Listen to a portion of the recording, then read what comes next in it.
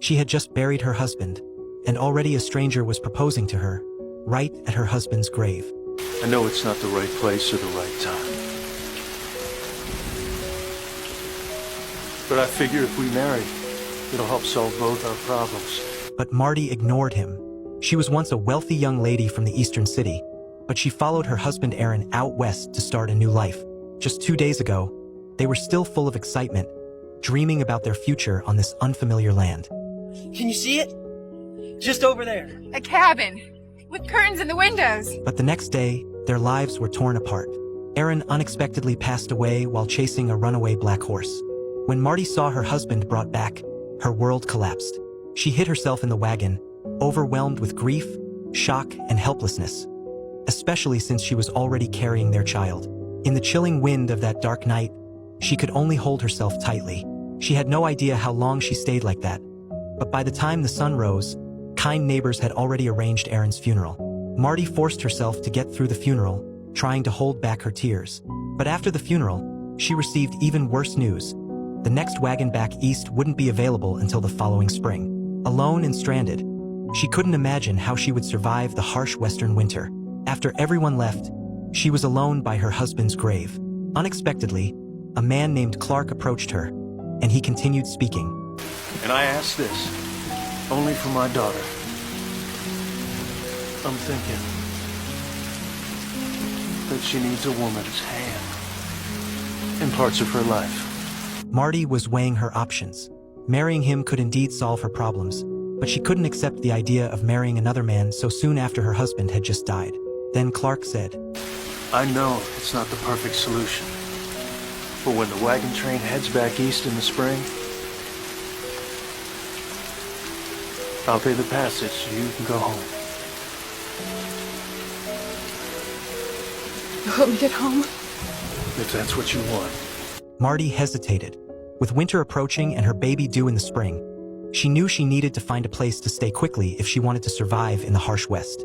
So, just a day after her husband's funeral, she had a simple wedding with Clark, a man she barely knew. Under the pastor's gaze, he took her hand, but as soon as the vows were done, she pulled it back. After the ceremony, Clark brought her home, where he had prepared a room for her, while he planned to stay in the barn. Yet, his kindness didn't earn her gratitude. She was exhausted from the whirlwind of grief and the sudden marriage, and she quickly fell into a deep sleep. When she woke up, it was nearly noon, and the little girl in front of her was Clark's daughter, Missy. I've never seen nobody sleep so long. I thought you might be dead. Clark told Marty they would be out for the whole day. He had arranged this outing with his daughter specifically to give Marty some space to herself. He even thoughtfully left breakfast for her. As soon as they were gone, she devoured the food. She hadn't eaten in 2 days and nights since her husband passed away. After eating, she went outside, where the autumn sun was shining on the mountains. The little house, the barn, and the swing.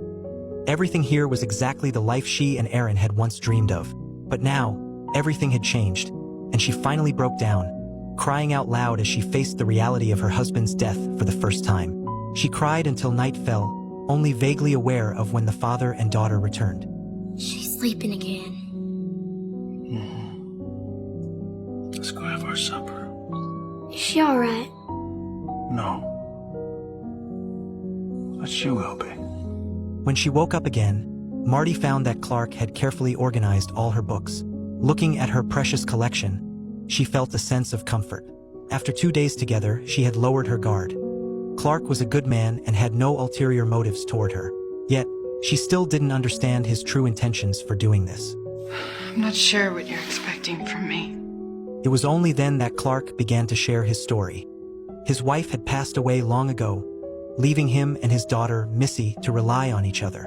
Missy was very understanding and never complained, no matter how hard the farm work was. But Clark knew that she was not truly happy. She had learned to be strong and tough, even able to hold her own in fights with boys her age. But deep down, she buried all her vulnerabilities and emotions in her heart. And in this harsh West, with no one to teach her to read and write, she spent her days among cattle and sheep. Clark understood that his daughter needed a mother, a teacher, to guide her and help her build a richer inner world. On the day of the funeral, when he found one of Marty's books by the riverbank, he realized she must have had a good education.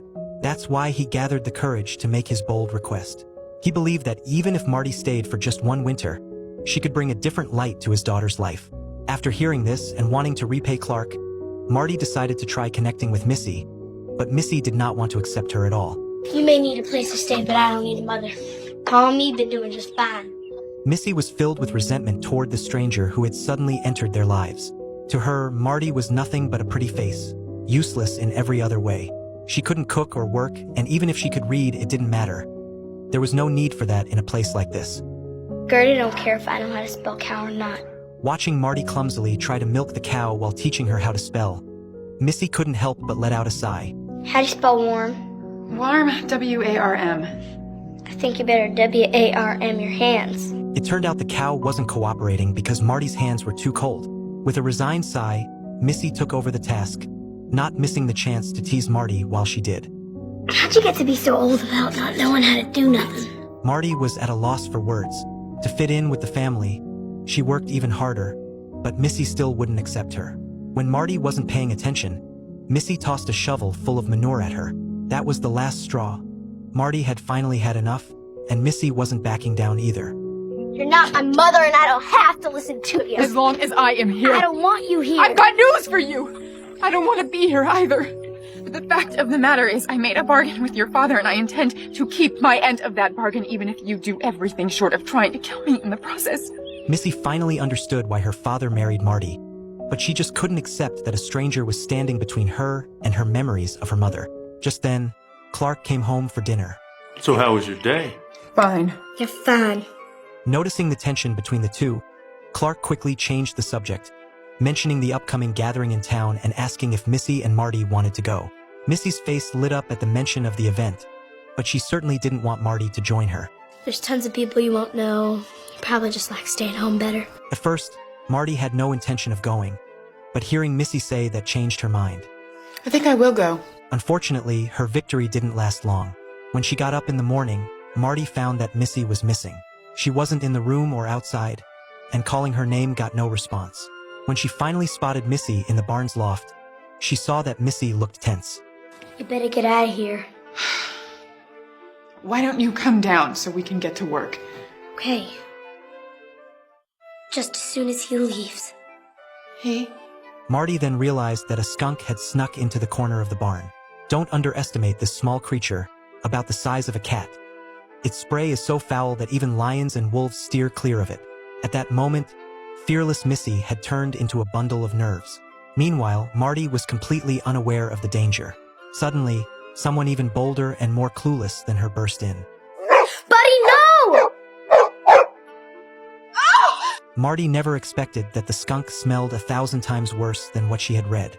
To her surprise, the one helping her get rid of the stench with tomatoes was none other than Missy, who had been at odds with her all along. But Marty's bad luck wasn't over yet. While preparing dinner, she accidentally burned her hand. Just then, Clark came home, and he gently took care of her wound and comforted her. However, a foul smell still wafted into his nose. So where'd the skunk find you? The barn.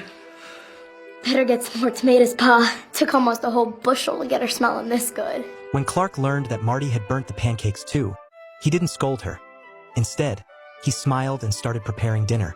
Marty felt incredibly frustrated and desperately needed a chance to prove herself. Fortunately, the next day, the father and daughter were heading to the market again, and before they left, Missy couldn't resist teasing her. Hope you can make something better than burnt pancakes. Too bad I'll be gone, because I can make some real good fried chicken. Feeling competitive, Marty decided to brush up on her cooking skills at the last minute. She grabbed the heavy axe used for chopping wood and headed to the chicken coop. By the time Clark and Missy returned home, Marty had just finished frying the chicken. Seeing Missy's shocked expression, she blew the feathers from her hair, as if to declare victory, and placed the fried chicken on the table. The successful dinner brought them closer together. Later that night, looking at Marty's collection of beautiful dresses, Missy finally opened up to her. She shared that when her mother was still alive, she had many lovely dresses just like other little girls. You must miss her very much. But Missy didn't answer. She silently blew out the candle and drifted off to sleep, missing her mother. The next day, Marty planned to go out, but halfway, she couldn't withstand the chill of late autumn and turned back to grab a jacket. However, as soon as she entered the house, She was met with a heartbreaking sight.